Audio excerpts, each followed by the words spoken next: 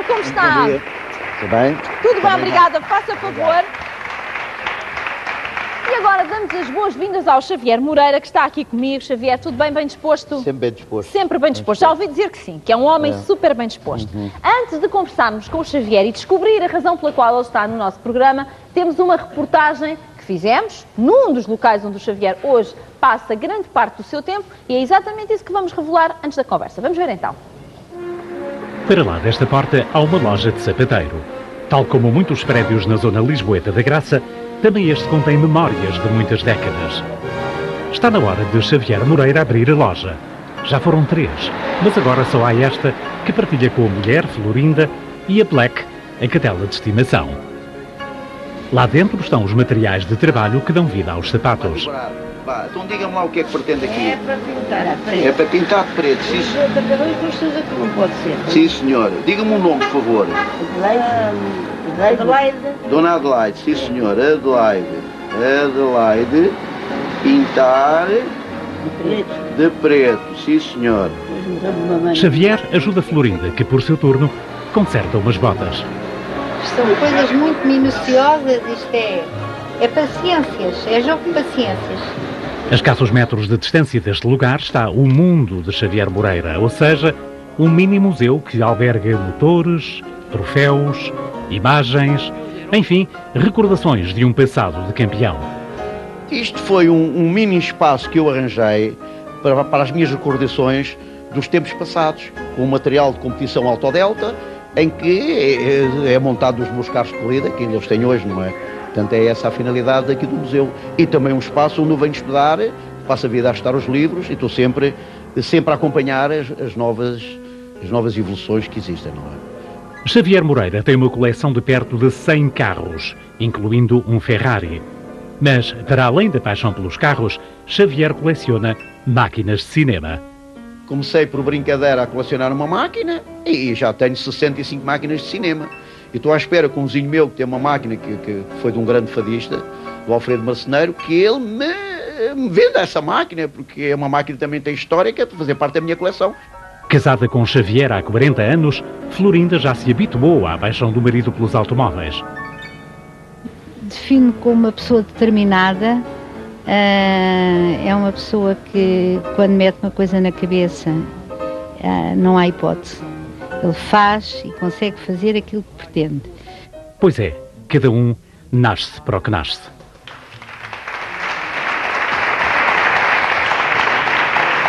Ou seja, ficou comovido. Porquê, Xavier? Conte-me. Porque a minha esposa atura-me há muitos anos. Tem sido uma loucura realmente o convite para nada. E sempre comecei sempre com aventuras desde miúdo. E a minha história realmente começa há 50 anos. Numa firma que construção civil, que era o Sr. Diamantino Tijal, que fez o Hotel Ritz. E eu era miúdo e ia lá para a Quinta brincar. Acabei por me empregar lá, quando acabei a estação primária na Voz do Operário. E depois fui estar à noite para a Escola Comercial Patrício Prazeres, para fazer o meu curso, e fiquei empregado lá no escritório, e os filhos do Sr. Diamantino Tijal tinham a loucura dos carros, principalmente o Sr. Joaquim Tijal, o Quinto Tijal, que tinha naquele tempo os Lancias Aurélias, de 6 cilindros, e era muito amigo do grande piloto português Joaquim Filipe Nogueira. Ou seja, a sua infância e adolescência já é a beber esta loucura pelos carros? Não, foi desde sempre, que eu era miúdo, já fazia uns carros rodas de esferas, já fazia uma série de habilidades com essas coisas. E foi a paixão que veio-me ali realmente dessa firma que era maravilhosa, o Sr. Diamantino Tijal e os filhos, e portanto começa aí. E depois havia lá um mecânico que saíamos da Graça, aquilo é na Graça, em que ia testar os carros à reta de Pegões. Ora, veja só, saíamos da Graça, não havia autoestrada, estamos a falar nos anos 50, 1955, 56. Eu, como miúdo, pedia para ir e à reta de Pegões. Esse mecânico era um mecânico muito conceituado. Eu realmente foi aí que eu comecei a ver as mecânicas, lá no miúdo, com 13, 14 anos, e a experimentar aqueles carros. Realmente era bastante perigoso, mas naquele tempo não se pensava nisso, não havia os carros que há hoje. Claro. Portanto, era uma situação que era perigosa, mas alertou-me realmente para as competições. E foi aí que eu comecei a ver os carros e veio uma paixão.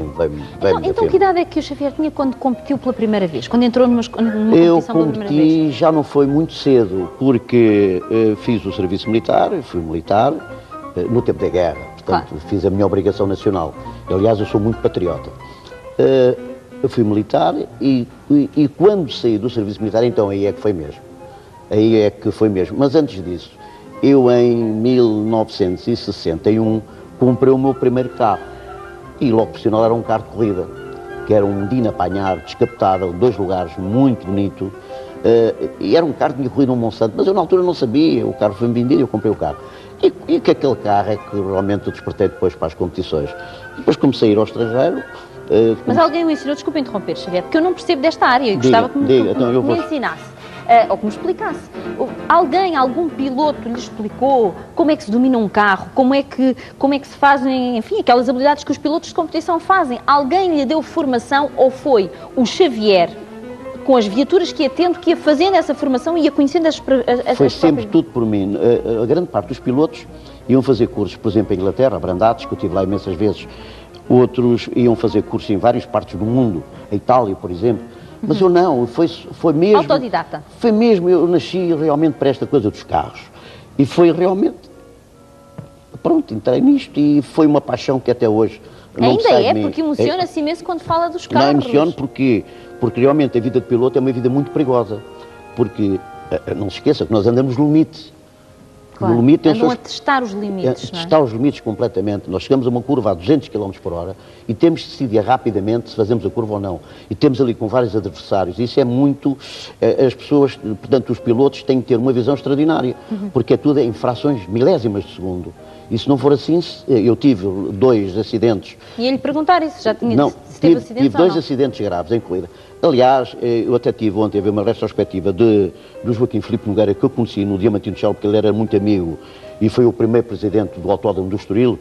E o Joaquim Filipe Nogueira, num grande prémio do Porto, em 1956, teve um acidente gravíssimo. Conduzia um Ferrari e despistou-se, e a fotografia vê-se, portanto, naquele tempo não havia cinto de segurança, não havia nada, aquilo era uma coisa diabólica. Quase carne para canhão, como se costuma Exatamente. Dizer. E vê-se na fotografia ele caído.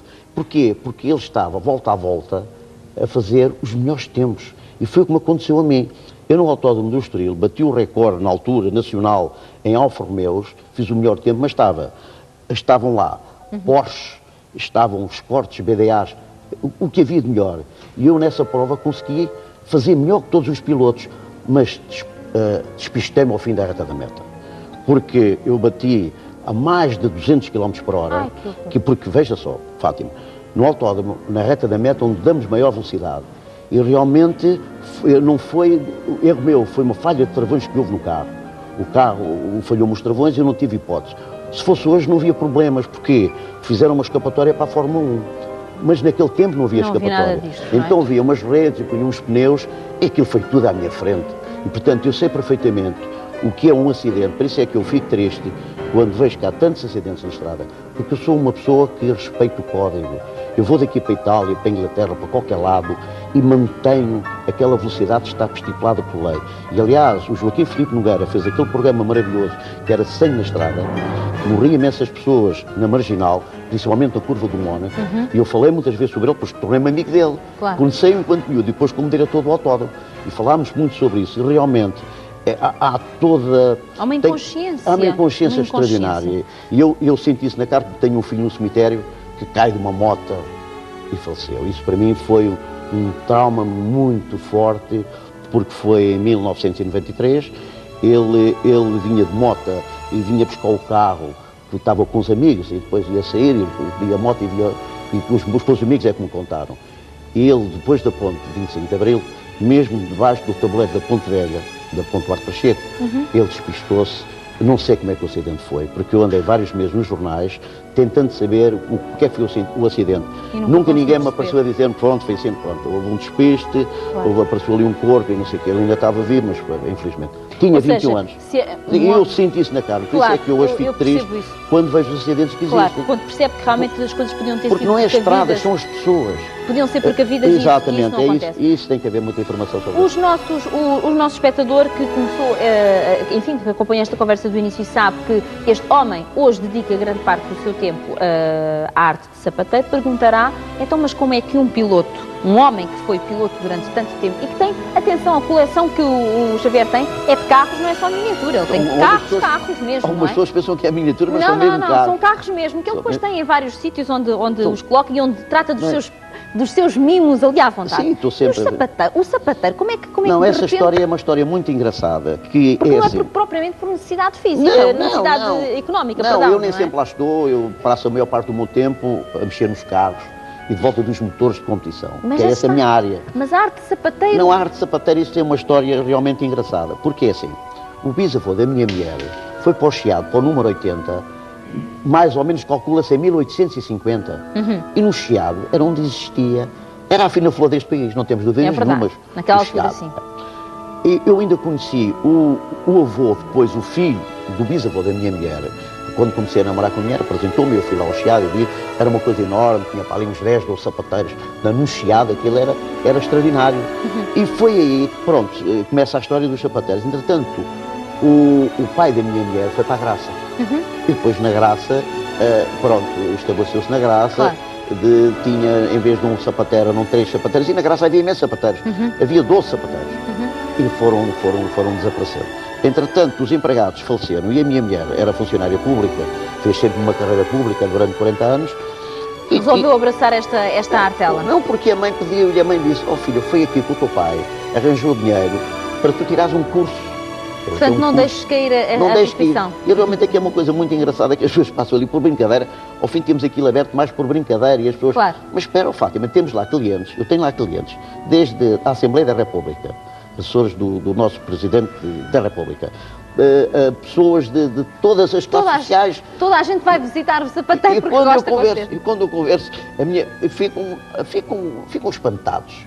Como é que um piloto automóvel... e outra coisa, eu realmente nasci com uma veia extraordinária para tudo, sei lá. Eu faço botas, eu fiz botas agora para o teatro. Já sei que é um homem super criativo, tal como tinha capacidade para alterar os carros e fazer as experiências para ver quais eram os carros que correspondiam melhor àquilo que necessitavam. Também nesta arte, o Xavier é um homem que gosta de deitar mãos à obra. Xavier, eu quero agradecer a sua presença aqui hoje. Acho que é um homem realmente que transmite um estar de bem com a vida que é muito importante. Vê-se que é um homem apaixonado por aquilo que faz. Eu acho que isso é extremamente importante. Muito obrigada por ter vindo. Um grande aplauso para o